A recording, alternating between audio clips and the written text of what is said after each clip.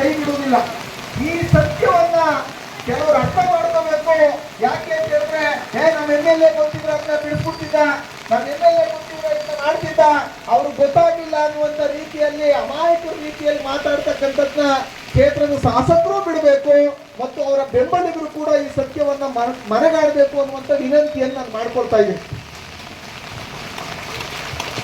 ಈಗ ಇರೋ ಸವಾಲೇನು ಅಂತ ಹೇಳಿದ್ರೆ, ಪ್ರತಿ ಗ್ರಾಮದಲ್ಲಿ ನೀವು ಒಗ್ಗಟ್ಟನ್ನು ಕಾಪಾಡ್ಕೋಬೇಕು. 100ಕ್ಕೆ 100ರಷ್ಟು ಒಗ್ಗಟ್ಟು ಯಾವತ್ತಾದ್ರೂ ಬರುತ್ತಾ ಅಂದ್ರೆ ಯಾವತ್ತೂ ಬರಲ್ಲ.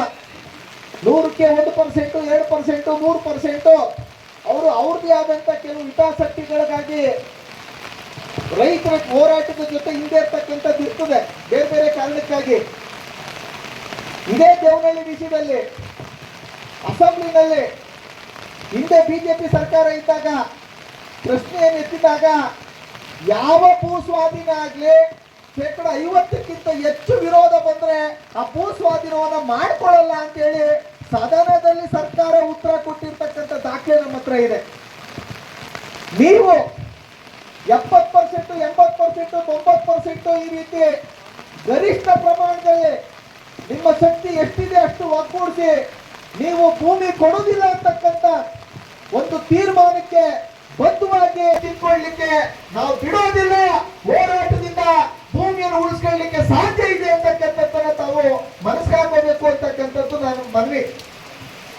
ಇನ್ನೊಂದು ವಿಷಯ ಏನು ಅಂತ ಹೇಳಿದ್ರೆ, ಈ ಸಂಘಟನೆ ಮಾಡುವಾಗ, ಈ ಹೋರಾಟ ಮಾಡುವಾಗ ಬಹಳ ದೊಡ್ಡ ಒಂದು ಸಮಸ್ಯೆ ಏನು ಅಂತ ಹೇಳಿದ್ರೆ, ಯಾರು ಕರೀತಾ ಇದ್ದಾರೆ, ಯಾವ ಊರಿನವರು, ಈ ರೀತಿ ಎಲ್ಲ ಬರುತ್ತೆ. ನೀವು ಅಂತ ವೈಮನಸ್ಸುಗಳಿಗೆ ಅವಕಾಶ ಇದ್ದಂತೆ ಒಂದು ಹೋರಾಟ ಸಮಿತಿಯಲ್ಲಿ ಒಡಕು ಬರ್ತಂತೆ ನೀವು ಎಚ್ಚರಿಕೆಯನ್ನ ವಹಿಸ್ಬೇಕು.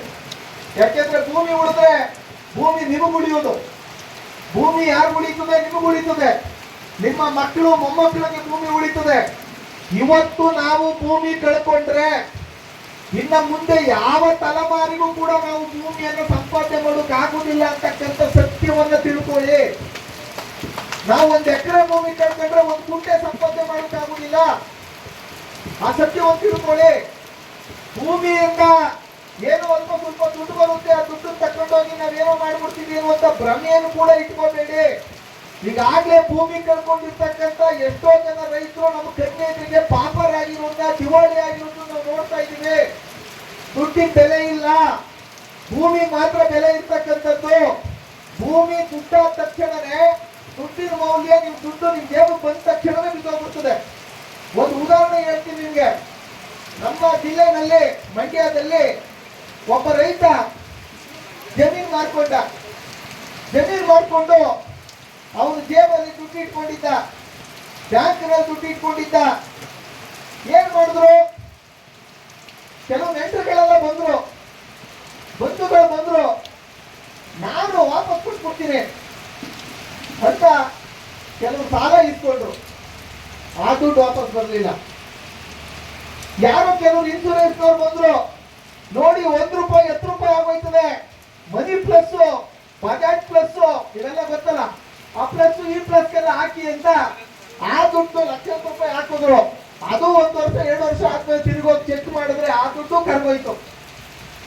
ಅದೇ ಸಂದರ್ಭದಲ್ಲಿ ಅವನಿಗೆ ಹೃದಯದ ಸಮಸ್ಯೆ ಬಂತು, ಆಸ್ಪತ್ರೆ ತಕೊಂಡೋಗಿ ಹಾಕಿದ್ರೆ ಅವರು 10 ಲಕ್ಷ, 20 ಲಕ್ಷ, 30 ಲಕ್ಷ, 40 ಲಕ್ಷ ಕಿತ್ಕೊಂಡು ಅವನನ್ನು ಕಳಿಸಿದ್ರು ಬಾಡಿ ಸಮೇತ. ಜೀವನು ಕಿತ್ಕೊಂಡ್ರು, ದುಡ್ಡು ಕಿತ್ಕೊಂಡ್ರು. ನಮ್ಮ ದುಡ್ಡು ಯಾವ ರೀತಿ ಪೋಲಾಗುತ್ತೆ ಅಂತ ಹೇಳಿದ್ರೆ, ನಮಗೆ ಕಣ್ಣಿಗೆ ಗೊತ್ತಿದ್ದಂಗೆನೆ ಹೆಂಗೆ ಹಾವು ಸರಿದೋಗುತ್ತೋ, ನಾವು ನೋಡಿದ್ರೆ ಇಲ್ಲೆಲ್ಲ ಒಂದು ಸರಿದೋಯ್ತು ಅಂತ ಅಂತೀವಲ್ಲ, ಆ ರೀತಿ ನಮ್ಮ ಹಣ ಪೂರ್ತಿಯಾಗಿ ಹೋಗ್ಬಿಡ್ತದೆ. ಯಾಕೆಂದ್ರೆ ಹಣ ನನ್ನ ಕೈಲಿ ಇದ್ರು ಹಣದ ಮೌಲ್ಯವನ್ನು ನಿರ್ಧಾರ ಮಾಡ್ತಕ್ಕಂಥವ್ರು ಬಂಡವಾಳದಾರರು, ಬಂಡವಾಳಶಾಹಿ ಸರ್ಕಾರಗಳು. ಇವತ್ತು 2,000 ರೂಪಾಯಿ 500 ರೂಪಾಯಿ ನೋಟ್ ನನ್ನ ಹತ್ರ ಇದೆ ಅಂತ ಹೇಳಿದ್ರೆ, ಇವತ್ತು 500 ರೂಪಾಯಿಗೆ ಏನೋ ಒಂದು 10 kg ಒಂದು ಸರಕು ಬರುತ್ತೆ ಅಂತಂದ್ರೆ, ನಾಳೆ 500 ರೂಪಾಯಿ ತಕ್ಕೊಂಡ್ರೆ 5 kgನೂ ಬರಲ್ಲ. ಅಂದ್ರೆ 50% ದುಡ್ಡು ಬೆಲೆ ಕಮ್ಮಿ ಆಗೋಯ್ತು. ಈ ರೀತಿಯ ಹಣಕ್ಕೆ ತನ್ನದೇ ಆದಂತ ಬೆಲೆ ಇಲ್ಲ. ಬದಲಾಗಿ ಹಣ ಯಾರ ಹತ್ರ ಎಷ್ಟಿದೆ ಅದನ್ನ ಹೆಂಗ್ ಕಿತ್ಕೋಬೇಕು ಅಂತಕ್ಕಂಥದ್ದು ಅವ್ರಿಗೆ ಚೆನ್ನಾಗಿ ಗೊತ್ತು. ಅದಕ್ಕಾಗಿನೇ ನೀತಿಗಳು, ಕಾನೂನುಗಳನ್ನ ಅವ್ರು ಮಾಡ್ತಾರೆ. ಇನ್ನ ಭೂಮಿಗೆ ಸಂಬಂಧಪಟ್ಟ ವಿಷಯಕ್ಕೆ ನಾವು ಬರೋದಾದ್ರೆ, ಭೂಮಿ ಯಾರಿಗಾದ್ರೂ ಭೂಮಿಯ ಮೇಲಿನ ಪ್ರಾಥಮಿಕ ಹಕ್ಕು ಅಂತಿದ್ರೆ ಅದು ರೈತರಿಗೆ ಮಾತ್ರ. ಸರ್ಕಾರ ಬರೋಕ್ಕಿಂತ ಮುಂಚೆ ಭೂಮಿ ಮೇಲೆ ಹಕ್ಕು ಸ್ಥಾಪನೆ ಮಾಡಿರೋನ್ ರೈತ. ಬ್ರಿಟಿಷ್ನವ್ರು ಬರೋಕ್ಕಿಂತ ಮುಂಚೆ ಭೂಮಿ ಮೇಲೆ ಹಕ್ಕು ಸ್ಥಾಪನೆ ಮಾಡಿರೋನ್ ರೈತ. ರಾಜರು ಮಹಾರಾಜರು ಬರೋಕ್ಕಿಂತ ಮುಂಚೆನೆ ಭೂಮಿಯ ಮೇಲೆ ಹಕ್ಕು ಸ್ಥಾಪನೆ ಮಾಡಿದ್ದು ರೈತ. ಆ ಕಾರಣಕ್ಕಾಗಿನೇ ಈ ಭೂಮಿ ಅಂತಕ್ಕಂಥ ಒಂದು ಪ್ರಾಕೃತಿಕ ಸಂಪತ್ತಿನ ಮೇಲೆ ಯಾರಿಗಾದ್ರೂ ಪ್ರಾಥಮಿಕವಾದಂತ ಹಕ್ಕು ಇದೆ ಅಂತ ಹೇಳಿದ್ರೆ ಅದು ರೈತರಿಗೆ ಮಾತ್ರ ಅಂತಕ್ಕಂಥದ್ದನ್ನು ತಿಳ್ಕೊಬೇಕು. ಇನ್ನು ಕೆಲವು ರೈತರು ದರಖಾಸ್ತಿಂದ ಮಂಜೂರು ಮಾಡಿಕೊಂಡು ದರಖಾಸ್ತಿಗೆ ಸಂಬಂಧಪಟ್ಟಂತ ದಾಖಲಾತಿಗಳು ಇಟ್ಕೊಂಡು ದುರಸ್ತಿ ಆಗಿಲ್ಲ ಭೂಮಿ, ಈ ತರದ ಕೆಲವು ರೈತರುಗಳಿದ್ದಾರೆ. ಈ ಭೂ ಸ್ವಾಧೀನ ಮಾಡ್ಕೊಳ್ತಕ್ಕಂಥವ್ರು ಒಂದು ಸಾಮಾನ್ಯವಾಗಿ ಅವ್ರು ಮಾಡ್ತಕ್ಕಂಥ ಒಂದು ತಂತ್ರ ಏನಂದ್ರೆ, ಅವ್ರು ಮೊದಲು ದರಖಾಸ್ತು ರೈತರ ಹತ್ರ ಹೋಗ್ತಾರೆ. ಯಾರ ಹತ್ರ ಹೋಗ್ತಾರೆ? ನಿಮ್ ಕಡೆ ದರಖಾಸ್ತು ಅಂತ ಕರೀತಾರ. ಈ ಕೋಳಿ ಹಾಕಿರೋ ರೈತರ ಹತ್ರ ಮೊದಲು ಹೋಗ್ತಾರೆ. ಅವ್ರಿಗೆ ಏನ್ ಹೇಳ್ತಾರೆ, ನೋಡಪ್ಪ ಅಂತೇಳಿ ಚಂದ್ರಣ್ಣ ಹಣ ಇಟ್ಕೊಂಡಿರೋನು, ಜೋರ ಜಾಸ್ತಿ ಇಟ್ಕೊಂಡಿರೋನು, ಅವನ್ದೇನೋ ನಡೀತದೆ, ಅವ್ನಿಗೆ ಎಮ್ಮೆಲ್ಲೆ ಗೊತ್ತು, ಎಪ್ಪಿ ಗೊತ್ತು, ಅವ್ರೇನು ಮಾಡ್ಕೋತಾರೆ. ನೀನು ಅರ್ಧ ಎಕರೆ 1 ಎಕರೆ ಜಮೀನು ಇರೋನು, ಪಾಣಿ ಎಂಬಾರು ಸರಿಯಾಗಿಲ್ಲದೆ ಇರೋದು, ಸರ್ವಿಸ್ ಸರಿಯಾಗಿಲ್ಲ, ಹೀಗಾಗಿ ಅವರು ನಂಬ್ಕೊಂಡು ನೀನು ಹಾಳಾಗಬೇಡ. ನಿನಗೆ ಆ ಭೂಮಿಗೆ ಅವ್ರೇನಾದ್ರೂ ವಸತಿ ತಗೊಂಡಂತ ಸಂದರ್ಭದಲ್ಲಿ ಅವರು ಪರಿಹಾರ ಕೊಡ್ತಾರೋ ಕೊಡ್ತೀನೋ, ನಾನು ಕೊಟ್ಬಿಡ್ತೀನಿ, ನನಗೆ ಬರ್ಕೊಟ್ಬಿಡು ಅಂತ ಅಗ್ರಿಮೆಂಟ್ಗಳು ಮಾಡ್ಕೊಳ್ಳೋದು, ಕ್ರಯ ಮಾಡ್ಕೊಳ್ತಕ್ಕಂಥ ಕೆಲಸವನ್ನ ಮಾಡ್ತಾರೆ.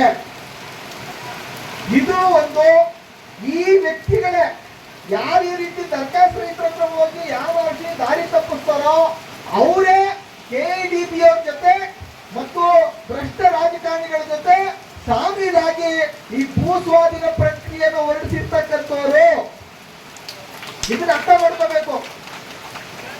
ದೇವನಹಳ್ಳಿನಲ್ಲಿ 1198 ದಿನಗಳ ಕಾಲ ಯಾರು ಏನು ಎತ್ತ ಅಂತ ಕೇಳದೆ ಇದ್ದವರು ಇನ್ನೇನು ಸರ್ಕಾರ ಭೂ ಸ್ವಾಧೀನ ರದ್ದುಪಡಿಸಬೇಕು ಅನ್ನುವಂತ ಸೂಚನೆ ಕೊಟ್ಟ ತಕ್ಷಣವೇ ಎದ್ರು ಕೆಲವರು, ನಾನು ಅಷ್ಟು ಬಂಡವಾಳ ಹಾಕಿದ್ದೀನಿ, ನಾನು ಇಷ್ಟು ಬಂಡವಾಳ ಹಾಕಿದ್ದೀನಿ, ದರಖಾಸ್ತು ರೈತರಿಗೆಲ್ಲ ಸೋಪಿ ಹಾಕುವಂತ ಇವರು. ಹಂಗಾಗಿ ದರಖಾಸ್ತು ರೈತರು ಯಾರೆಲ್ಲ ಇದ್ದಾರೋ, ದುರಸ್ತಿ ಆಗಿರ್ತಕ್ಕಂಥ ರೈತರು ಯಾರೆಲ್ಲ ಇದ್ದಾರೋ ಅವರೆಲ್ಲರಿಗೂ ಕೂಡ ಅವರೆಲ್ಲರ ಬೆಂಬಲಕ್ಕೆ ನಾವು ನಿಲ್ಲಬೇಕು ಮತ್ತು ಅವ್ರಿಗೆ ಭೂಮಿ ಉಳಿಸ್ಕೊಳ್ಳೋದು ನಮ್ಮ ಪ್ರಥಮ ಆದ್ಯತೆ ಆಗ್ತದೆ ಅಂತಕ್ಕಂಥದ್ದು ನಾವು ಮನವರಿಕೆ ಮಾಡ್ಕೊಳ್ಬೇಕು. ಯಾಕೆ ಅಂತ ಹೇಳಿದ್ರೆ ಪಾಪ ಅವರು ಬಡವ್ರನ್ನ ಅವರು ಬೇಗ ಮೋಸ ಮಾಡಿಬಿಡ್ತಾರೆ, ಅದಕ್ಕೆ ಅವಕಾಶ ಮಾಡಿಕೊಡಬಾರ್ದು.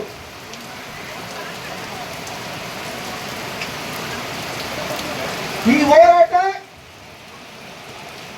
ಕೇವಲ ಆನೇಕಲ್ ತಾಲೂಕಿನ ಅಂದೇನಹಳ್ಳಿ ಅಥವಾ ಸುತ್ತಮುತ್ತ ಹಳ್ಳಿಗಳಿಗೆ ಸಂಬಂಧಪಟ್ಟಂತ ರೈತರು ನಡೆಸುವ ಒಂದು ಬಿಡಿ ಹೋರಾಟ ಮಾತ್ರ ಅಲ್ಲ. ಈ ಹೋರಾಟ ಕನ್ಯಾಕುಮಾರಿಯಿಂದ ಕಾಶ್ಮೀರ ತನಕ, ಗುಜರಾತ್ನಿಂದ ಅರುಣಾಚಲ ಪ್ರದೇಶ ತನಕ ದೇಶದಾದ್ಯಂತ ನಡೀತಾ ಇರ್ತಕ್ಕಂಥ ಹೋರಾಟ ಭೂ ಸ್ವಾಧೀನದ ವಿರುದ್ಧದ ಹೋರಾಟ. ಮತ್ತು ಯುನೈಟೆಡ್ ಕಿಂಗ್ಡಮ್ ಬ್ರಿಟನ್ ಜೊತೆ ಮುಕ್ತ ವ್ಯಾಪಾರ ಒಪ್ಪಂದಕ್ಕೆ ಈಗಾಗಲೇ ಸಹಿ ಹಾಕಿ ಭಾರತ ದೇಶಕ್ಕೆ ಬಹಳ ದೊಡ್ಡ ಅನ್ಯಾಯವನ್ನ ಕೇಂದ್ರ ಸರ್ಕಾರ ಮತ್ತು ನರೇಂದ್ರ ಮೋದಿ ಮಾಡಿದ್ದಾರೆ. ಭೂ ಸ್ವಾಧೀನಕ್ಕೂ ಇದಕ್ಕೂ ಏನ್ ಸಂಬಂಧ ಅಂದ್ರೆ, ಮೊದಲು ರೈತರನ್ನ ಈ ದೇಶದ ಬೆನ್ನೆಲುಬು ಅಂತ ಕರೀತಾ ಇತ್ತು. ಸರ್ಕಾರದ ಧೋರಣೆಗಳಲ್ಲಿ, ಸರ್ಕಾರದ ನೀತಿಗಳಲ್ಲಿ ಈ ದೇಶದ ಬೆನ್ನೆಲುಬು ಅಂತ ರೈತರನ್ನ ಕರೀತಾ ಇದ್ರು. 91ನೇ ಇಸವಿಯ ನಂತರ ರೈತರನ್ನ ದೇಶದ ಬೆನ್ನೆಲುಬು ಅಂತ ಕರೀತಾ ಇಲ್ಲ, ಬಂಡವಾಳಶಾಹಿಗಳನ್ನ ದೇಶದ ಬೆನ್ನೆಲುಬು ಅಂತ ಕರೀತಾ ಇದ್ದಾರೆ.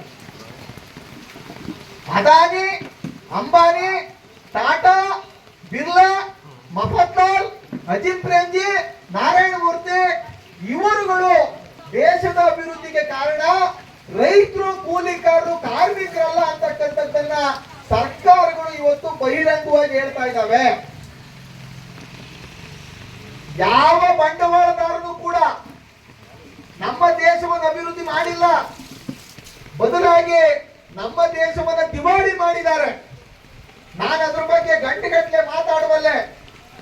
ಅನಿಲ್ ಅಂಬಾನಿ, ಮುಖೇಶ್ ಅಂಬಾನಿ ವಿಜಯ್ ಮಲ್ಯ ಈ ರೀತಿಯ ಬಂಡವಾಳದಾರರು ನಮ್ಮ ದೇಶವನ್ನ ಯಾವ ರೀತಿ ದಿವಾಳಿ ಮಾಡಿದ್ದಾರೆ ಅಂತ 2014ನೇ ಇಸ್ವಿ ನಂತರ ನರೇಂದ್ರ ಮೋದಿ ಅವರು ಪ್ರಧಾನಮಂತ್ರಿ ಆದ ನಂತರ 2024ನೇ ಇಸ್ವಿ ತನಕ 10 ವರ್ಷಗಳಲ್ಲಿ ಕೆಲವು ಬೆರಳೆಣಿಕೆಯಷ್ಟು ಬಂಡವಾಳದಾರರಿಗೆ ತೆರಿಗೆ ರಿಯಾಯಿತಿ ಕೊಟ್ಟಿರುವುದು, ಸಾಲ ಮನ್ನಾ ಮಾಡಿರುವುದು ಮತ್ತು ವಿವಿಧ ರೀತಿಯಲ್ಲಿ ಸಬ್ಸಿಡಿಗಳು ಕೊಟ್ಟಿರ್ತಕ್ಕಂಥದ್ದು 18 ಲಕ್ಷ ಕೋಟಿ ರೂಪಾಯಿಗಳು. ಎಷ್ಟು ಲಕ್ಷ ಗೊತ್ತು, ಕೋಟಿ ಗೊತ್ತು. ಲಕ್ಷ ಕೋಟಿ ಅಂದ್ರೆ ಏನು ಅಂದ್ರೆ 1 ಕೋಟಿ ರೂಪಾಯಿದು ಒಂದೊಂದು ಗುಡ್ಡೆ ಅಂದ್ರೆ ಅಂತ ಗುಡ್ಡೆ 1 ಲಕ್ಷ ಇದ್ರೆ 1 ಲಕ್ಷ ಕೋಟಿ. 18 ಲಕ್ಷ ಕೋಟಿ ಅಂದ್ರೆ ಎಷ್ಟು ನೋಡಿ. ಅಥವಾ 1 ಲಕ್ಷದ್ದು ಒಂದೊಂದು ಗುಡ್ಡೆ ಅಂದ್ರೆ 1 ಕೋಟಿ ಗುಡ್ಡೆ ಆಗುತ್ತೆ. ಇಷ್ಟನ್ನು ಕೂಡ ಕೆಲವು ಬೆರಳೆಣಿಕೆ ಎಷ್ಟು ಜನರು ಕೊಟ್ಟಿದ್ದಾರೆ. ಅವ್ರು ಕೇಳ್ತಾ ಇದ್ದಾರೆ, ಏನ್ ಕೇಳ್ತಾ ಇದ್ದಾರೆ ಅಂತ ಹೇಳಿದ್ರೆ, ನಮ್ಮ ದೇಶಕ್ಕೆ ರೈತರು ಬೇಕಾಗಿಲ್ಲ, ನಮ್ಮ ದೇಶದ ರೈತರ ಹತ್ರ ಭೂಮಿ ಬೇಕಾಗಿಲ್ಲ, ಭೂಮಿಯನ್ನ ರೈತರಿಂದ ಕಿತ್ಕೊಳ್ಳಿ, ನೀರ್ನ ರೈತರಿಂದ ಕಿತ್ಕೊಳ್ಳಿ, ಕರೆಂಟ್ ನ ರೈತರಿಂದ ಕಿತ್ಕೊಳ್ಳಿ, ಬೆಳೆ ಹಕ್ಕನ್ನ ರೈತರಿಂದ ಕಿತ್ಕೊಳ್ಳಿ, ಅದಕ್ಕಾಗಿ ಕಾನೂನುಗಳು ಮಾಡಿ ಅಂತ ಹೇಳಿ ಕಾನೂನುಗಳನ್ನು ಮಾಡಿಸ್ತಾ ಇದ್ದಾರೆ. ಬಹಳಷ್ಟು ಕಾನೂನು ಕರ್ನಾಟಕದಲ್ಲಿ ಇದೆ. ಯಾವ ಕಾನೂನು ಇದೆ? ಉಳೋನ್ಗೆ ಭೂಮಿ ಅಂತಿತ್ತು, ಇವತ್ತಿದೆಯಾ ಉಳೋನ್ಗೆ ಭೂಮಿ ಅಂತ? ಉಳ್ಳವನಿಗೆ ಭೂಮಿ ಅಂತಿದೆ. ಕರ್ನಾಟಕ ರಾಜ್ಯ ಭೂ ಸುಧಾರಣಾ ಕಾಯ್ದೆ ತಿದ್ದುಪಡಿ 2020 ಪ್ರಕಾರ ಯಾರು ಯಾವ ಭೂಮಿ ಬೇಕಾದ್ರೂ ತಗೋಬಹುದು. ತಕೊಂಡು ಭೂಮಿನ ವ್ಯವಸಾಯ ಮಾಡಬೇಕು ಅಂತಾನೆ ಇಲ್ಲ, ಅವನು ವ್ಯವಸಾಯಗಾರನ ಭೂಮಿ ತಗೊಳ್ಬೇಕು ಅಂತಿಲ್ಲ. ಈ ರೀತಿ ಭೂ ಸುಧಾರಣಾ ಕಾಯ್ದೆಯನ್ನು ಪೂರ್ತಿಯಾಗಿ ತಿದ್ದುಪಡಿ ಮಾಡಿದ್ದಾರೆ. ಕಂದಾಯ ಕಾಯ್ದೆ ತಿದ್ದುಪಡಿ ಮಾಡಿದ್ದಾರೆ. ಕರ್ನಾಟಕದಲ್ಲಿ ಆಗಿರ್ತಕ್ಕಂಥದ್ದು ಏನು? ಯಾರು ವ್ಯವಸಾಯಗಾರ ಅಥವಾ ಕೃಷಿಕ ಅಂತಂದ್ರೆ ಇದುವರೆಗೆ ಕರ್ನಾಟಕದಲ್ಲಿ ಇದ್ದದ್ದು ಏನಂದ್ರೆ ಭತ್ತ ಬೆಳೆಯೋನು, ಕಬ್ಬು ಬೆಳೆಯೋನು, ಹೂ ಬೆಳೆಯೋನು, ಮೀನು ಸಾಕೋನು, ರೇಷ್ಮೆ ಸಾಕಾಣಿಕೆ ಮಾಡೋನು, ಈ ರೀತಿ ಕೃಷಿ ಮತ್ತು ಕೃಷಿ ಸಂಬಂಧಿತ ಹೈನುಗಾರಿಕೆ ಇವೆಲ್ಲ ಕೂಡ ಕೃಷಿಕ ಅಂತ ಕರೀತಾ ಇದ್ರೆ, ಕೃಷಿ ಆಧಾರಿತ ಉದ್ಯಮ ನಡೆಸ್ತಕ್ಕಂಥ ಕೂಡ ಕೃಷಿಕ ಅನ್ನುವಂತ ಒಂದು ವ್ಯಾಖ್ಯಾನವನ್ನು ಮಾಡಿದ್ದಾರೆ. ಅಂದ್ರೆ ಬಿಸ್ಕೆಟ್ ಫ್ಯಾಕ್ಟರಿಯವನು ಕೃಷಿಕ, ಚಾಕ್ಲೇಟ್ ಫ್ಯಾಕ್ಟರಿಯವನು ಕೃಷಿಕ, ಸಕ್ಕರೆ ಫ್ಯಾಕ್ಟರಿಯವನು ಕೃಷಿಕ, ಕಾರ್ನ ಮುಸ್ಕಿನ್ ಜೋಳದಿಂದ ತಯಾರು ಮಾಡುವನು ಕೃಷಿಕ. ಈ ರೀತಿ ತಿದ್ದುಪಡಿಗಳು ಮಾಡಿದ್ದಾರೆ. ಈಗಾಗಲೇ ಕರ್ನಾಟಕದಲ್ಲಿ ಆಗಿರ್ತಕ್ಕಂಥ ತಿದ್ದುಪಡಿಗಳು ಎಪಿಎಂಸಿಗಳನ್ನ ನಾಶ ಮಾಡಿದ್ದಾರೆ. ಇವತ್ತು ಬೆಳೆ ಮತ್ತು ಭೂಮಿ ಹಕ್ಕು ರೈತರಲ್ಲಿ ಇರಬಾರ್ದು ಅಂತಕ್ಕಂಥದ್ದು ಸಾಲು ಕರಾಳುವಾದಂತ ಕಾನೂನುಗಳು ಬಂದಿದ್ದಾವೆ. ಭೂ ಸ್ವಾಧೀನಕ್ಕೆ ಸಂಬಂಧಪಟ್ಟಂತ ಕಾನೂನು ಕೂಡ ರೈತ ವಿರೋಧಿಯಾಗಿ ಬಂದಿದೆ. 1894ರಲ್ಲಿ ಬ್ರಿಟಿಷರು ಯಾವ ರೀತಿ ಒಂದು ವಸಾಹತುಶಾಹಿ ದಬ್ಬಾಳಿಕೆಗಾಗಿ ಭೂ ಸ್ವಾಧೀನ ಕಾಯ್ದೆ ಕರಾಳವಾಗಿತ್ತೋ ಆ ಕರಾಳ ಕಾಯ್ದೆಗಿಂತ ಮತ್ತಷ್ಟು ಕರಾಳ ಕಾಯ್ದೆಯನ್ನ ಕರ್ನಾಟಕದಲ್ಲಿ ಮತ್ತು ದೇಶದಲ್ಲಿ ಇವತ್ತು ನಡೆಸ್ತಾ ಇದ್ದಾರೆ. 2013ರಲ್ಲಿ ಕೇಂದ್ರ ಸರ್ಕಾರ ರೈತ ಚಳವಳಿಯ ಒತ್ತಡಕ್ಕೆ ಮಣಿದು ಭೂ ಸ್ವಾಧೀನ ಕಾಯ್ದೆಗೆ ತಿದ್ದುಪಡಿ ತಂದು 1894ರ ಬ್ರಿಟಿಷರ ಕಾಯ್ದೆಯನ್ನ ರದ್ದು ಮಾಡಿತು. ನೀವು ಇದನ್ನ ಇಸ್ವಿಗೆ ನೆನಪಿಟ್ಕೋಬೇಕು. 1894ರ ಬ್ರಿಟಿಷರ ಭೂ ಸ್ವಾಧೀನ ಕಾಯ್ದೆ ರೈತರ ಅಭಿಪ್ರಾಯ ಕೇಳ್ತೇನೆ, ರೈತರ ಭೂಮಿಯನ್ನು ಕಿತ್ಕೊಳ್ತಕ್ಕಂಥ ಕಾಯ್ದೆ ಎಲ್ಲಿಯ ತನಕ ಇತ್ತು? 2013 ತನಕ ಇತ್ತು. 2013ರಲ್ಲಿ ಅದು 2014ರ ಚುನಾವಣೆಗೆ ಹೋಗೋ ಟೈಮಲ್ಲಿ, ಅದು ಸರ್ಕಾರ ಪೂರ್ಣ ಇದ್ದಾಗಲ್ಲ, 2014 ಚುನಾವಣೆಗೆ ಹೋಗೋ ಅಂಶ ಭೂ ಸ್ವಾಧೀನಕ್ಕೆ ಒಳಪಡಿಸ್ತಾ ಇರ್ತಕ್ಕಂಥ ಗ್ರಾಮಗಳಲ್ಲಿ ಹೊಸದಾಗಿ ಬರ್ತಾ ಇರ್ತಕ್ಕಂಥ ಯೋಜನೆ ಬಗ್ಗೆ ವಿವರವಾಗಿ ಮಾಹಿತಿ ಕೊಟ್ಟು ಈಗ ಜೀವನ ಮಾಡ್ತಾ ಇರ್ತಕ್ಕಂಥದ್ದು ಹೆಚ್ಚಿನ ಅನುಕೂಲ ಮತ್ತು ಅಭಿವೃದ್ಧಿಯನ್ನು ಉಂಟು ಮಾಡ್ತದೋ ಆ ಜೀವನ ಮಾಡ್ತಾ ಇರೋರಿಗೆ, ಇಲ್ಲ ಹೊಸ ಯೋಜನೆ ಹೆಚ್ಚಿನ ಅನುಕೂಲ ಮತ್ತು ಅಭಿವೃದ್ಧಿಯನ್ನು ಉಂಟು ಮಾಡ್ತದೋ ಅಂತ ಸಾಮಾಜಿಕ ಲೆಕ್ಕ ಪರಿಶೋಧನೆಯನ್ನು ಒಳಪಡಿಸಬೇಕು. ಸೋಷಿಯಲ್ ಮತ್ತೆ ಆಯ್ತು. 2013 ಕಾಯ್ದೆ ಈಗ ನಮ್ಮಲ್ಲಿ ಅಸ್ತಿತ್ವದಲ್ಲಿ ಇದೆಯಾ ಅಂತ ಹೇಳಿದ್ರೆ 2014ರಲ್ಲಿ ಮೋದಿ ಅವರು ಪ್ರಧಾನಮಂತ್ರಿ ಆದ್ರು. ಪ್ರಧಾನಮಂತ್ರಿ ಆದ ತಕ್ಷಣ ಮೊದಲು ಮಾಡಿದ ಕೆಲಸ ಏನಂತಂದ್ರೆ ಈ 2013 ಕಾಯ್ದೆಯನ್ನ ರದ್ದುಪಡಿಸೋದು. 2013 ಕಾಯ್ದೆಯನ್ನು ರದ್ದುಪಡಿಸೋಕೆ ಕಾನೂನು ತರೋಕೆ ಮೆಜಾರಿಟಿ ಇರಲಿಲ್ಲ. ಯಾರಿಗೆ? ನರೇಂದ್ರ ಮೋದಿಗೆ. ಲೋಕಸಭೆಯಲ್ಲಿ ಮೆಜಾರಿಟಿ ಆಯ್ತಾ? ಆದ್ರೆ ಸುಗ್ರೀವಾಜ್ಞೆ ರೈತ ಚಳವಳಿಯ ಒತ್ತಡದಿಂದಾಗಿ ಪಾಸ್ ಆಗೋಕೆ ಆಗ್ಲಿಲ್ಲ. ಅದಕ್ಕೆ ಏನ್ ಮಾಡಿದ್ರು? ಕೈ ಬಿಟ್ಬಿಟ್ರ? ಇಲ್ಲ, ಸುಗ್ರೀವಾಜ್ಞೆಯನ್ನ ಲ್ಯಾಪ್ಸ್ ಆಯ್ತು, ಆದ್ರೂ ಮತ್ತೊಂದು ಸುಗ್ರೀವಾಜ್ಞೆ ಹೊರಡಿಸಿದ್ರು. ಈ ರೀತಿ ಸುಗ್ರೀವಾಜ್ಞೆ ಮೇಲೆ ಸುಗ್ರೀವಾಜ್ಞೆ ಹೊರಡಿಸಿ ಈ ಬಿಹಾರ್ ಎಲೆಕ್ಷನ್ ಅಲ್ಲ, ಹಿಂದಿನ 5 ವರ್ಷದ ಹಿಂದಿನ 10 ವರ್ಷದ ಹಿಂದಿನ ಬಿಹಾರ್ ಎಲೆಕ್ಷನ್ ಟೈಮಲ್ಲಿ ನಾನು ರೈತ ಪರವಾಗಿದ್ದೀನಿ, ಹಂಗಾಗಿ ರೈತ ವಿರೋಧಿ ಸುಗ್ರೀವಾಜ್ಞೆಯನ್ನ ವಾಪಸ್ ತಕ್ಕೋತಾ ಇದ್ದೀನಿ ಅಂತ ನರೇಂದ್ರ ಮೋದಿ ಅವರು ಅನೌನ್ಸ್ ಮಾಡಿದ್ರು. ಯಾರು ರೈತ ವಿರೋಧಿ ಸುಗ್ರೀವಾಜ್ಞೆಯನ್ನು ಹೊರಡಿಸಿದ್ರೋ ಅವರು ಇದು ರೈತ ವಿರೋಧಿ ಹಂಗ ವಾಪಸ್ ತಗೋತೀನಿ ಅಂತಂದ್ರೆ ಹೊರಡಿಸಿದ್ವಾಗ ಏನಾಗಿತ್ತದು ಅಂದ್ರೆ ಯಾವ ರೀತಿ ರಾಜಕಾರಣಿಗಳು ಯಾವ ರೀತಿ ವೇಷ ಹಾಕ್ತಾರೆ ಅಂತಕ್ಕಂಥದ್ದನ್ನ ನಿಮಗೆ ಆಯ್ತು. ಈಗ ದೇಶದಲ್ಲಿ 2013 ಕಾಯ್ದೆ ಅಸ್ತಿತ್ವದಲ್ಲಿದೆ, ಅದು ರದ್ದಾಗಿಲ್ಲ. ಯಾಕೆ ರದ್ದಾಗಿಲ್ಲ ಅಂದ್ರೆ ರೈತರು ಚಳವಳಿ ಮಾಡಿ ಉಳಿಸ್ಕೊಂಡಿದ್ದಾರೆ. ನೀವು ಗಮನಿಸಬೇಕಾಗಿರುವ ಒಂದು ಅಂಶ ಏನಂದ್ರೆ 1894ರ ಬ್ರಿಟಿಷರ ಭೂಸ್ವಾಧೀನ ಕಾಯ್ದೆ 2013 ತನಕ ಇತ್ತು. ಆದ್ರೆ 2013 ಕಾಯ್ದೆ 2014 ತನಕ ಇರೋಕೆ ಬಿಡ್ಲಿಲ್ಲ. ಇದನ್ನ ಅರ್ಥ ಮಾಡ್ಕೋಬೇಕು. ಕೇವಲ ಒಂದು ವರ್ಷ ಕೂಡ ಅದನ್ನ ಇರು ಬಿಡ್ಲಿಲ್ಲ. ಸುಗ್ರೀವಾಜ್ಞೆ ಹೊರಡಿಸಿ ಆ ಕಾನೂನು ಜಾರಿ ಆಗದೆ ಇರುವಂತ ರೀತಿನಲ್ಲಿ ಹಲವಾರು ತೊಂದರೆಗಳು ಮತ್ತು ಇದನ್ನ ಮಾಡಿದ್ರು. ಅದ್ರ ಅರ್ಥ ಏನಂದ್ರೆ ಸರ್ಕಾರನ ಯಾವುದೇ ಪಕ್ಷ ಆಳ್ವಿಕೆ ಮಾಡ್ಲಿ ಅವರ ಹಿತಾಸಕ್ತಿ ಒಂದೇ, ಅದು ಕಾರ್ಪೊರೇಟ್ ಕಂಪನಿಗಳ ಹಿತಾಸಕ್ತಿ. ಅವ್ರಿಗೆ ಅದಾನಿ ಅಂಬಾನಿ ಬದುಕಿದ್ರೆ ಸಾಕು. ಈಗ ನರೇಂದ್ರ ಮೋದಿ ಆಗ್ಲಿ ಅಥವಾ ಇನ್ಯಾವುದೇ ಸರ್ಕಾರ ಆಗ್ಲಿ ಅವರು ರೈತರ ಬಗ್ಗೆ ಮಾತೇ ಆಡುದಿಲ್ಲ. ಅವ್ರು ಎದೆ ಬಗದ್ರೆ ಆಂಜನೇಯನ ಎದೆ ಬಗದ್ರೆ ರಾಮ ಸೀತೆ ಕಂಡ್ರೆ ಇವರ ಎದೆ ಬಗದ್ ನೋಡಿದ್ರೆ ಅದಾನಿ ಅಂಬಾನಿ ಮಾತ್ರನೇ ನಮ್ಗೆ ಕಾಣ್ ಬರ್ತಾರೆ. ಈ ರೀತಿ ಒಂದು ಬಲವಂತ ಮತ್ತು ಅನ್ಯಾಯದ ಭೂಸ್ವಾಧೀನವನ್ನ ಇವತ್ತು ನಮ್ಮ ಮೇಲೆ ಏರಲ್ಪಟ್ಟಿದ್ದಾರೆ ಮತ್ತು ಅದನ್ನ ನಾವು ಒಪ್ಕೋಬಾರ್ದು. ಸ್ವಾಧೀನ ಕಾಯ್ದೆ ಇದು 66ನೇ ಇಸ್ವಿ ಕಾಯ್ದೆ. ಇದು ಈ KDP ಕಾಯ್ದೆ ಎಷ್ಟೊಂದು ಕರಾಳವಾದ ಕಾಯ್ದೆ ಅಂತ ಹೇಳಿದ್ರೆ ಈ ಕಾಯ್ದೆ ಸಂವಿಧಾನಕ್ಕೆ ವಿರುದ್ಧ ಮತ್ತು ನಮ್ಮ 2013 ಕಾಯ್ದೆಗೆ ಕೂಡ ವಿರುದ್ಧ. 2013 ಕಾಯ್ದೆ ದೇಶದಲ್ಲಿ ಉಳಿದಿದ್ರು ರಾಜ್ಯದಲ್ಲಿ ಉಳಿದಿದೆಯಾ ಅಂದ್ರೆ ಇಲ್ಲ. ಯಾಕೆ ಅಂದ್ರೆ ರಾಜ್ಯದಲ್ಲಿ 2019ರಲ್ಲಿ 2013 ಕಾಯ್ದೆಗೆ ವಿರುದ್ಧವಾಗಿ ಇನ್ನೊಂದು ಕಾಯ್ದೆ ಮಾಡ್ಕೊಂಡಿದ್ದಾರೆ. ಅದು ಕರಾಳ ಕಾಯ್ದೆ. 2013 ನಾನು ಯಾವುದು ರೈತರ ಪರ ಹಕ್ಕುಗಳು ಅಂತ ಹೇಳಿದ್ ನಾವು ಯಾವ ಕೂಡ 2019 ಕಾಯ್ದೆನಲ್ಲಿ ಇಲ್ಲ, ಕಾಯ್ದೆಯಲ್ಲಿಲ್ಲ. ಮಾತ್ರ ಅಲ್ಲ KHBಗೊಂದು ಭೂಸ್ವಾಧೀನ ಕಾಯ್ದೆ, BDAಗೊಂದು ಭೂಸ್ವಾಧೀನ ಕಾಯ್ದೆ, KDBಗೊಂದು ಭೂಸ್ವಾಧೀನ ಕಾಯ್ದೆ, ರಸ್ತೆ ಅಭಿವೃದ್ಧಿ ನಿರ್ಮಾಣಕ್ಕೊಂದು ಭೂಸ್ವಾಧೀನ ಕಾಯ್ದೆ. ಈ ರೀತಿ ನೂರಾರು ಪ್ರಾಜೆಕ್ಟ್ಗಳ ಹೆಸರಿನಲ್ಲಿ ನೂರಾರು ಭೂಸ್ವಾಧೀನ ಕಾಯ್ದೆ ಮಾಡ್ಕೊಂಡಿದ್ದಾರೆ. ತಿರ್ಗಾ ಈಗೊಂದು ಹೊಸ ಭೂಸ್ವಾಧೀನ ಕಾಯ್ದೆ ಯಾವುದು ಅಂದ್ರೆ ಗ್ರೇಟರ್ ಬೆಂಗಳೂರು ಅಥಾರಿಟಿಗೆ ಕೂಡ ಒಂದು ಭೂಸ್ವಾಧೀನ ಕಾಯ್ದೆ ಮಾಡ್ಕೊಂಡಿದ್ದಾರೆ.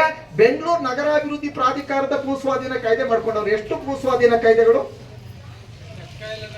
ಲೆಕ್ಕ ಹೇಳಿದ್ರು ಅಂದ್ರೆ ನೀವು ಬೆಳಿಲೇಬೇಡಿ, ನಿಮ್ಮ ಹತ್ರ ಭೂಮಿ ಇಟ್ಕೋಬೇಡಿ, ನೀವು ಬೆಳೆ ಇಟ್ಕೋಬೇಡಿ.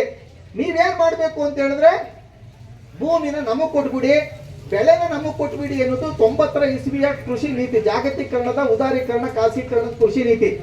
ಅದಕ್ಕಾಗಿ ಅವ್ರು ಏನ್ ಹೇಳ್ತಾ ಇದ್ದಾರೆ, ರೈತರಿಗೆ ಡಿಸ್ಕರೇಜ್, ರೈತರನ್ನ ನಿರುತ್ಸಾಹಗೊಳಿಸ್ತಕ್ಕಂಥದ್ದೇ ಮಾಡ್ತಾ ಇದ್ದಾರೆ. ಅವ್ರು ಏನ್ ಹೇಳ್ತಾ ಇದ್ದಾರೆ, ನೀವು ಬೆಳೆ ಒಟ್ಟಿ ಅಂತೀರಿ, ಬೆಳೆ ಹಾಕಕ್ ಬೀಜ ಕೇಳ್ತೀರಿ, ಗೊಬ್ಬರ ಕೇಳ್ತೀರಿ, ಸಾಲ ಕೇಳ್ತೀರಿ, ಮಾರ್ಕೆಟ್ ಕೇಳ್ತೀರಿ, ಮತ್ತೆ ಸಾಲ ತೀರಿಸಿ ಅಂತೀರಿ. ಅವೆಲ್ಲ ಬೇಡ. ಅಂಬಾನಿ ಅದಾನಿ ಬಂದು ವ್ಯವಸಾಯ ಮಾಡ್ತಾರೆ, ಅಂಬಾನಿ ಅದಾನಿ ಬಂದು ಕಾರ್ಪೊರೇಟ್ ಕಂಪನಿಗಳಿಗೆ ಅವ್ರಿಗೆ ಅನುಕೂಲ ಮಾಡಿಕೊಟ್ರೆ ಅವರು ನಮ್ಮ ದೇಶದ ಎಲ್ಲ ನೋಡ್ತಾರೆ, ಹಂಗಾಗಿ ಭೂಮಿ ಬಿಟ್ಬಿಡಿ ಅಂತ ಇವತ್ತು ಹೇಳಿ ಕಾರ್ಪೊರೇಟ್ ಕೃಷಿ ಪದ್ಧತಿಯನ್ನ ಇವತ್ತು ದೇಶದಲ್ಲಿ ಜಾರಿ ಮಾಡ್ತಾ ಇದ್ದಾರೆ. ನಿಮ್ಗೆ ಅಸ್ಸಾಂನ ತೀನ್ಸುಕಿಯಾ ಅನ್ನುವಂತ ಒಂದು ಊರಿನಲ್ಲಿ, ಒಂದು ಜಿಲ್ಲೆನಲ್ಲಿ 2.5 ಲಕ್ಷ ಎಕರೆ ಭೂಮಿಯನ್ನ ಗೋದ್ರೇಜ್ ಕಂಪನಿಯವ್ರಿಗೆ ಮತ್ತು ಬಾಬಾ ರಾಮದೇವ್ನ ಪತಂಜಲಿ ಕಂಪನಿಯವ್ರಿಗೆ ತಾಳೆ ಬೆಳೆ ಬೆಳೆಯುವುದಕ್ಕೆ ಕೊಟ್ಟಿದ್ದಾರೆ. 2.5 ಲಕ್ಷ ಎಕರೆ ಭೂಮಿಯನ್ನ ಅರಣ್ಯಗಳೆಲ್ಲ ಕೊಡ್ತಾ ಇದ್ದಾರೆ. ಅರಣ್ಯ ಯಾಕೆ ಅವ್ರ ಕೈಲೇ ಇದೆಯಲ್ಲ.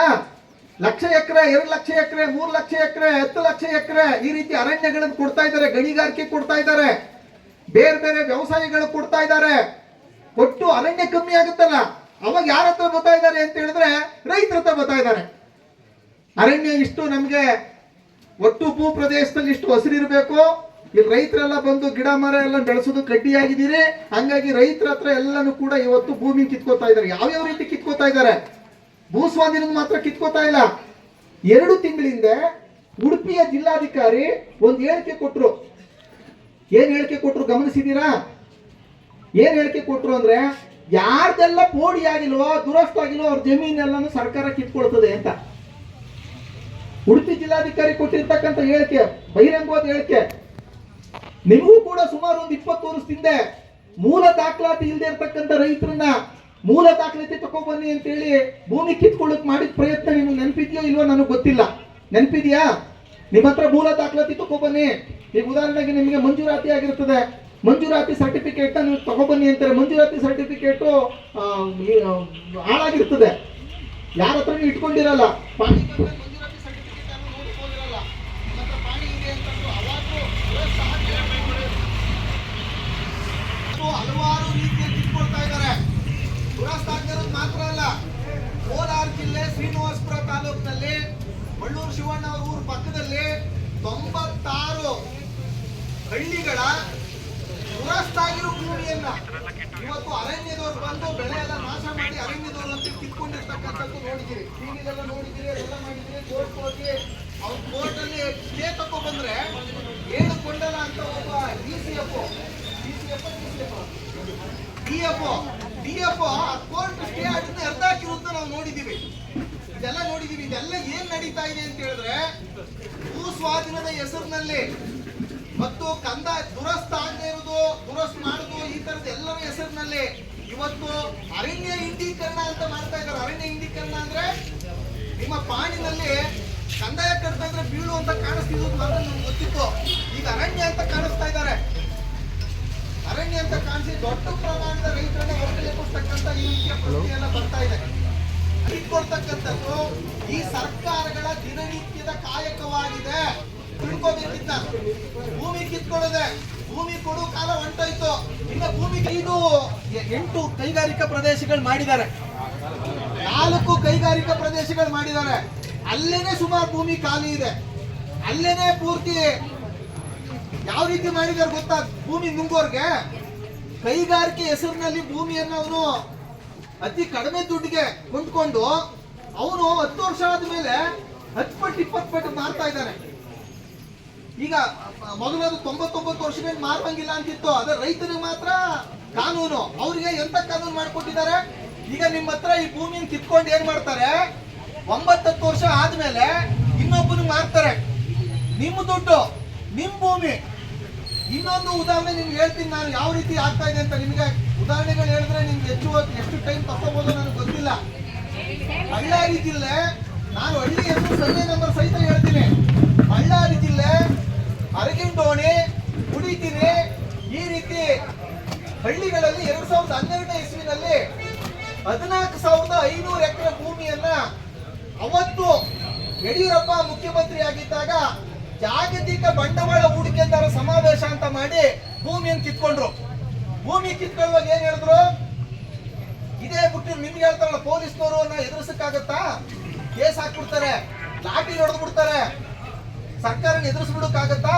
ಏನೋ ಎಷ್ಟೋ ಅಷ್ಟು ಬರುತ್ತೆ, ಅಷ್ಟು ಇಸ್ಕೊಬಿಟ್ರೆ ಬುದ್ಧಿವಂತ ಅಲ್ಲಿ ಏಜೆಂಟ್ಗಳ ಮೂಲಕ ಬಿಟ್ಟು ಫ್ಯಾಕ್ಟ್ರಿ ಮಾಡ್ತೀವಿ, ನಿಮಗೆ ಕೆಲಸ ಕೊಡ್ತೀವಿ ಅಂತ ಹೇಳಿ, ವ್ಯವಸಾಯ ಮಾಡಿದ್ರೆ ಹೆಣ್ ಕೊಡ್ತಾ ಇಲ್ಲ, ಫ್ಯಾಕ್ಟ್ರಿ ಮಾಡ್ತೀವಿ ಅಂತ ನಂಬಿಸಿ ₹1 ಬಾಳು ಪದಾರ್ಥಕ್ಕೆ 10 ಪೈಸೆಗಿಂತ ಕಡಿಮೆ ದುಡ್ಡು ಕೊಟ್ಟು ಪೊಲೀಸರ ದರ್ಪ ಮತ್ತು ಮಿಲಿಟರಿ ದರ್ಪ ಎಲ್ಲಾನು ಉಪಯೋಗಿಸಿ ಭೂಮಿ ಕಿತ್ಕೊಂಡ್ರು. ಎಷ್ಟನೇ ಇಸ್ವಿ ಕಿತ್ಕೊಂಡ್ರು? 2012ನೇ ಇಸ್ವಿ ಕಿತ್ಕೊಂಡ್ರು. ಹೋರಾಟ ಮಾಡ್ತಿದ್ ರೈತರು ಪರಿಹಾರ ತಗೊಳ್ಳಿಲ್ಲ, ಹೋರಾಟ ಮುಂದುವರಿಸಿದ್ರು. ಆದ್ರೆ ಭೂಮಿ ಅವರು ಕಿತ್ಕೊಂಡ್ರು. ಯಾಕೆಂದ್ರೆ ಒಕ್ಕಟ್ಟಿರ್ಲಿಲ್ಲ, ಕೆಲವರು ಈ ತರ ಅಂತಿತ್ತು. ಕಿತ್ಕೊಂಡು ಎಷ್ಟು ವರ್ಷ ಆಯ್ತು? 2025ನೇ ಇಸ್ವಿ. ಆ ಭೂಮಿಲಿ ಯಾವ್ದಾದ್ರು ಒಂದು ಫ್ಯಾಕ್ಟ್ರಿ ಯಾರು ಬಂದಿದಾವ ಅಂದ್ರೆ ಒಂದು ಫ್ಯಾಕ್ಟ್ರಿಯೂ ಬಂದಿಲ್ಲ. ಆ ಭೂಮಿಗೆ ಕಾಂಪೌಂಡ್ ಕೂಡ ಹಾಕಿಲ್ಲ. ಏನ್ ಮಾಡಿದ್ರು? ಬ್ರಹ್ಮಣಿ ಸ್ಟೀಲ್ಸ್ನವರು, ಯಾರು ಈ ಜನಾರ್ದನ್ ರೆಡ್ಡಿ ಇದಾರೋ, ಬ್ರಹ್ಮಣಿ ಸ್ಟೀಲ್ಸ್ನವರು, ಅವರು ಉತ್ತಮ್ ಗಾಲ್ವಾ ಅನ್ನೋ ಕಂಪನಿಗೆ 1 ಎಕರೆಗೆ 25 ಲಕ್ಷ ರೂಪಾಯಿ ದುಡ್ಡನ್ನ ಮಾರ್ಕೊಂಡ್ರು. ಸರ್ಕಾರದಿಂದ ಅವ್ರು ತಗೊಂಡಿದ್ದು ಬರೀ 5 ಲಕ್ಷಕ್ಕೆ. 1 ಎಕರೆಗೆ 5 ಲಕ್ಷ ರೂಪಾಯಿ ತಕೊಂಡು 25-30 ಲಕ್ಷಕ್ಕೆ ಮಾರ್ಕೊಂಡ್ರಲ್ಲ. ಯಾರಪ್ಪನ ಮನೆ ಜಮೀನು ಅಂತ ಮಾರ್ಕೊಂಡ್ರು? ಇದನ್ನ ಇದು ರಿಯಲ್ ಎಸ್ಟೇಟ್ ಮಾಡೋದು ಅವ್ರ ಉದ್ದೇಶ. ನಿಮಗೆ ಚಂದ್ರಾಯಪಟ್ಟಣ ದೇವನಹಳ್ಳಿ ಹೇಳ್ತೀನಿ ನಾನು. ದೇವನಹಳ್ಳಿನಲ್ಲಿ 3 ಹಂತದಲ್ಲಿ KDP phase 1, KDP phase 2, KDP SEZ ಅಂತ ಈ 3 ಹಂತದಲ್ಲಿ ಸುಮಾರು 6,000 ಎಕರೆ ಭೂಮಿಯನ್ನ 2014ರಿಂದ 18ನೇ ಇಸ್ವಿ ತನಕ ಜಮೀನು ವಶಕ್ಕೆ ತಗೊಂಡ್ರು. ಈಗಲೂ ಅಲ್ಲಿ ಖಾಲಿ ಬಿದ್ದದೆ. ಈಗ ಇವ್ರು 1777 ಎಕರೆ ಕೊಡದೇ ಇದ್ರೆ ನಮ್ಮ ದೇಶ ಅಭಿವೃದ್ಧಿ ಆಗಲ್ಲ ಅಂತ ಕಿಚ್ಕೊಂಡ್ರು. ಏರೋಸ್ಪೇಸ್, ಡಿಫೆನ್ಸ್, ನಮ್ಗೆ 100 ಉದ್ಯೋಗ ಬರ್ತದೆ, ಚನ್ನರಾಯಪಟ್ಟಣದವ್ರು ಹಾಳು ಮಾಡ್ತಾ ಇದ್ದಾರೆ. ಇವರು ಕರ್ನಾಟಕ ಪ್ರಾಂತ ರೈತ ಸಂಘದವ್ರು ಅವರೆಲ್ಲ ದಿಕ್ ತಪ್ಪಿಸ್ಬಿಟ್ರು, ಕಿತಾಪತಿ ಮಾಡಿ ಜನರಿಗೆಲ್ಲ ಸುಳ್ಳು ತಪ್ಪು ಮಾಹಿತಿ ಕೊಟ್ಟು ನಮ್ನೆಲ್ಲ ಸರ್ಕಾರದ ವಿರುದ್ಧ ನಿಲ್ಸಿದ್ರು. ಈ ತರ ಎಲ್ಲ ಅಪಪ್ರಚಾರ ಮಾಡಿದ್ರಲ್ಲ.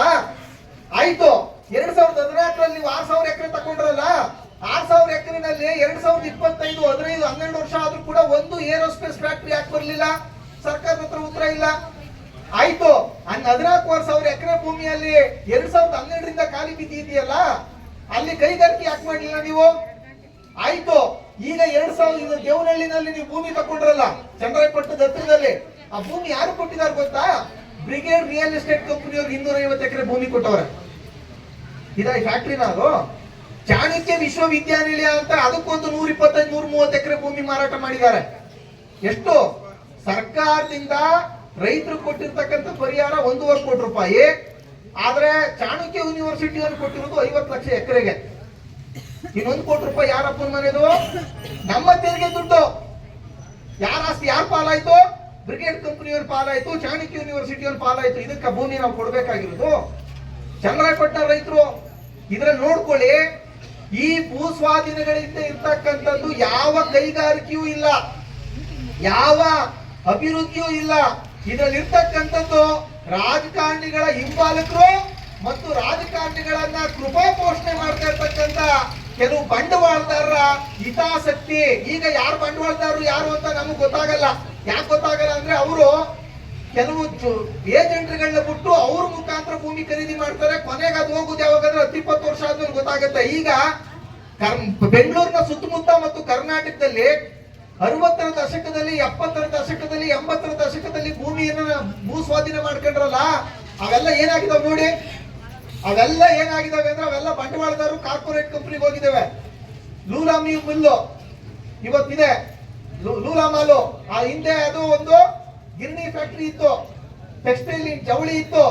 ಆ ಜಾಗ ರೈತರು ಭೂಮಿ, ಅದನ್ನ ಬಟ್ಟೆ ಫ್ಯಾಕ್ಟರಿ ಮಾಡ್ತೀವಿ ಅಂತ ತಕೊಂಡ್ರು. ಬಟ್ಟೆ ಫ್ಯಾಕ್ಟರಿ ತಿರ್ಗಾ ಇನ್ನೊಂದ್ ಕಡೆ ಹೆಂಗಿದ್ದಾರೆ ಅಂದ್ರೆ ಇವರು, ಇಲ್ಲಿ ಭೂಮಿ ಬೆಲೆ ಜಾಸ್ತಿ ಆಯ್ತು ಅಂದ್ರೆ ಅವರು ಇನ್ನೊಂದ್ ಕಡೆ ಅದೇ ಬಂಡವಾಳ ಹಾಕಿ ಅಲ್ಲೂ ಕೂಡ ಭೂಮಿ ಪಡಿತಾರೆ. ಈ ಭೂಮಿನ ಉಳ್ಕೋತದೆ, ಈ ಭೂಮಿ ಮಾಡ್ಕೋತಾರೆ. ಯಾಕೆ?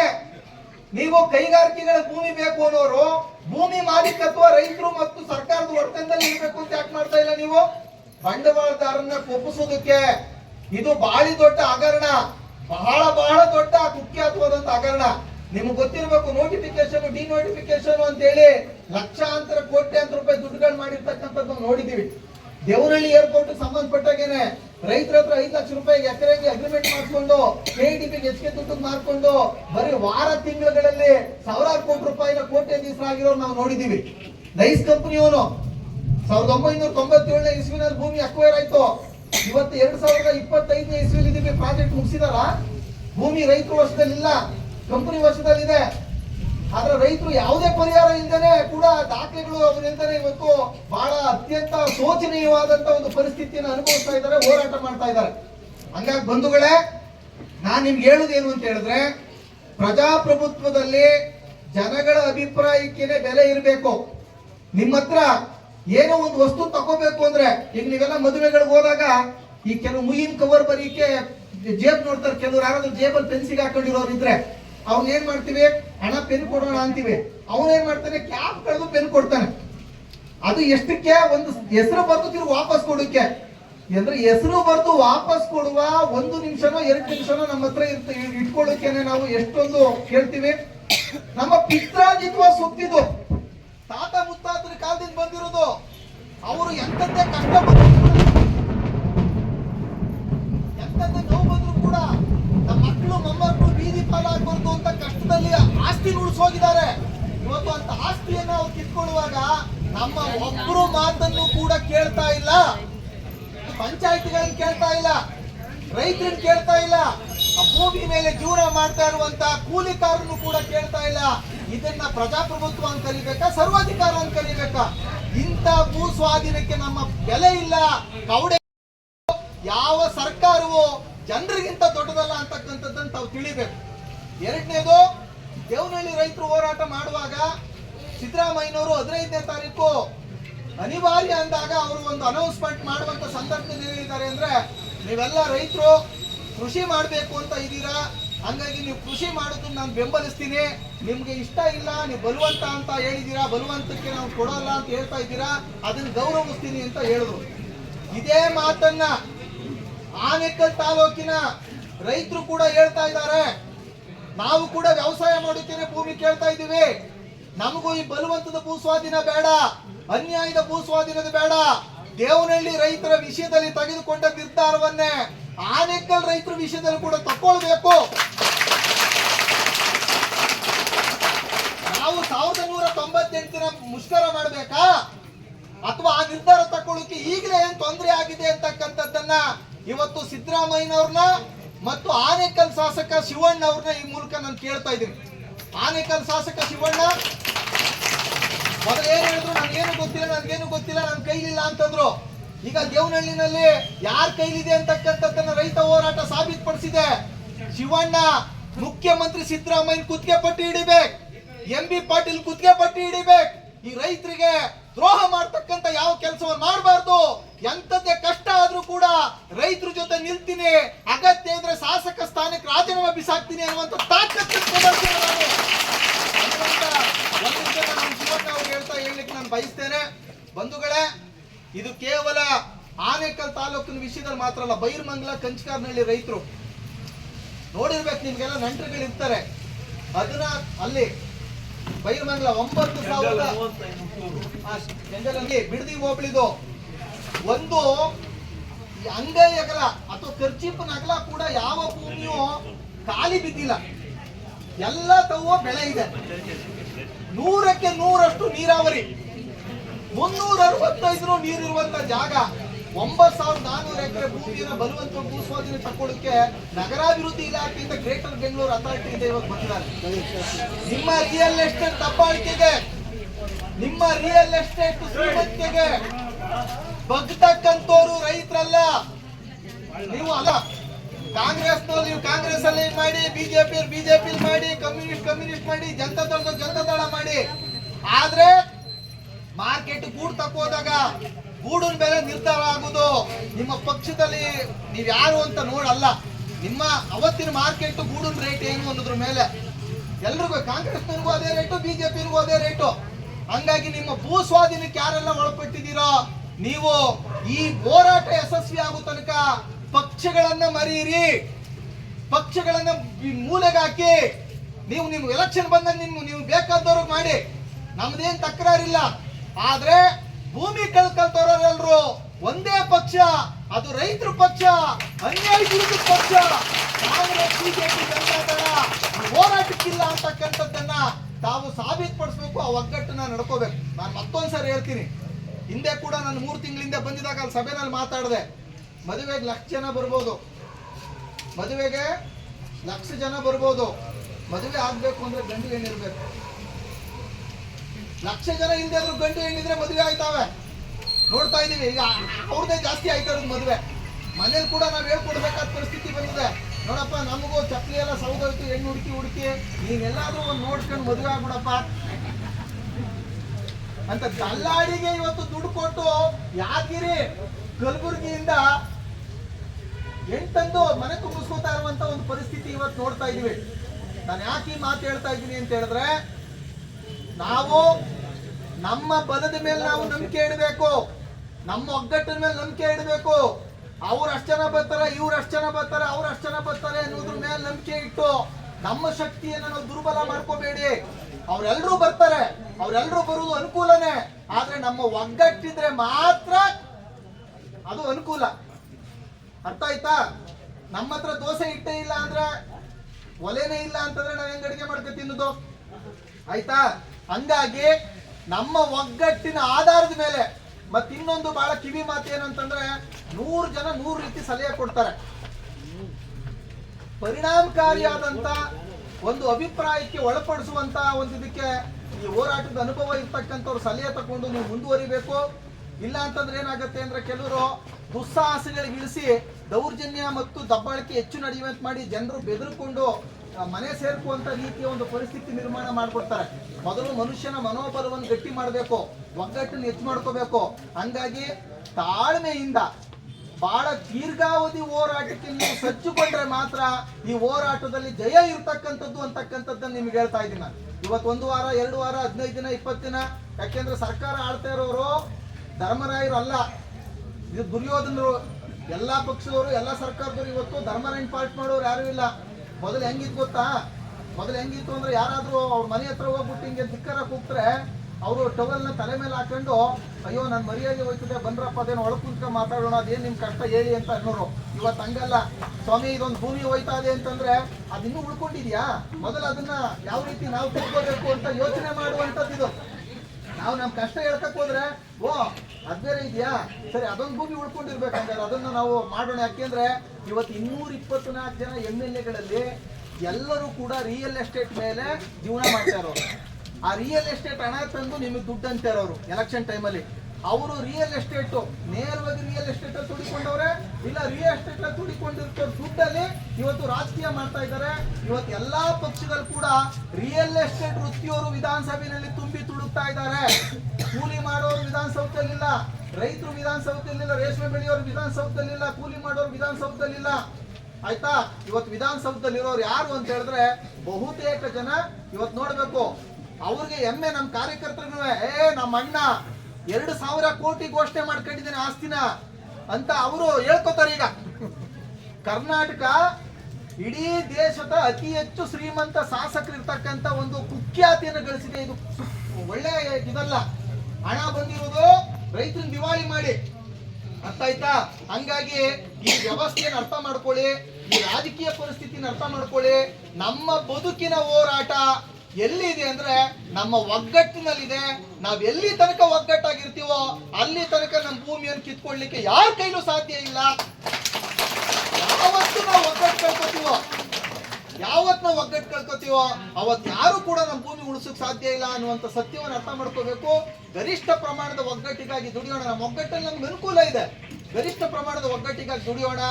ಈ ಹೋರಾಟದಲ್ಲಿ ಹೇಗೆ ದೇವನಹಳ್ಳಿ ರೈತರ ಹೋರಾಟ ಯಶಸ್ಸಾಗಲಿಕ್ಕೆ ಎಲ್ಲಾ ರೀತಿಯ ನೆರವು ಮತ್ತು ಬೆಂಬಲವನ್ನ ಕೊಡಿಸಿದೀವೋ ಅದೇ ರೀತಿಯ ನೆರವು ಮತ್ತು ಬೆಂಬಲ ಆನೇಕಲ್ ತಾಲೂಕಿನ ರೈತರಿಗೂ ಕೂಡ ಕೊಡ್ತೇವೆ.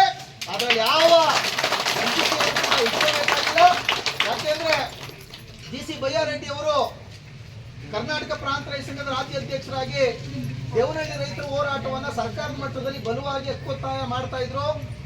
2022ನೇ ಇಸ್ವಿಯಿಂದ 2025ನೇ ಇಸ್ವಿ ಫೆಬ್ರವರಿ ತನಕ ಫೈನಲ್ ನೋಟಿಫಿಕೇಶನ್ ಆಗೋಕೆ ಮತ್ತು ಭೂಮಿಯನ್ನು ಕಿತ್ಕೊಳ್ಳಕ್ಕೆ ಬಿಟ್ಟಿರಲಿಲ್ಲ ಹೋರಾಟ. ಬಯ್ಯಾರೆಡ್ಡಿ ಅವರು ತೀರೋದ ತಕ್ಷಣ ಸರ್ಕಾರದವ್ರಿಗೆ ಮತ್ತು ಈ ರಿಯಲ್ ಎಸ್ಟೇಟ್ ಕೊಡೋದವ್ರಿಗೆ ಬಹಳ ಸಂತೋಷ ಆಗೋಯ್ತು. ಇನ್ನು ಮುಂದೆ ಈ ಹೋರಾಟ ಮುಗಿದೋಯ್ತು, ನಾವಿದನ್ನು ದಕ್ಕಿಸ್ಕೋಬಹುದು ಅಂತ ವರ್ಷಾನುಗಟ್ಲೆ ನೋಟಿಫಿಕೇಶನ್ ಪ್ರಕ್ರಿಯೆಯನ್ನು ನಿಲ್ಲಿಸಿದ್ದಂತ ಒಂದು ಸರ್ಕಾರ ಏಕಾಏಕಿ ಅವರ ಸತ್ತ 1 ತಿಂಗಳಿಗೆ ವಿಸ್ತರಣೆ ಮಾಡಿ 10 ಹಳ್ಳಿಗೆ ಫೈನಲ್ ನೋಟಿಫಿಕೇಶನ್ ಹೊರಡಿಸಿದಾಗ ನಾವು ಬಯ್ಯಾರೆಡ್ಡಿಯವರ ಆದರ್ಶನ ಇಟ್ಕೊಂಡು ಚಳುವಳಿಗೆ ಬಂದಿರೋರು. ಬಯ್ಯಾರೆಡ್ಡಿಯವರು ಸಂಯುಕ್ತ ಹೋರಾಟ ಕರ್ನಾಟಕ ರೂಪುಗೊಳ್ಳುವಾಗ ಅದಕ್ಕೆ ಬಹಳ ದೊಡ್ಡ ಅಸ್ಥಿಭಾರ ಮತ್ತು ತಳಪಾಯ ಆಗ್ತವ್ರು. ಅದರ ಒಂದು ದೊಡ್ಡ ಸಂಯೋಜಕರಾಗಿ ಒಂದು ಇಡೀ ದೇಶದಲ್ಲಿ ಮಾದರಿಯಾದಂತ ಒಂದು ವೇದಿಕೆಯನ್ನು ನಿರ್ಮಾಣ ಮಾಡಿದವರು.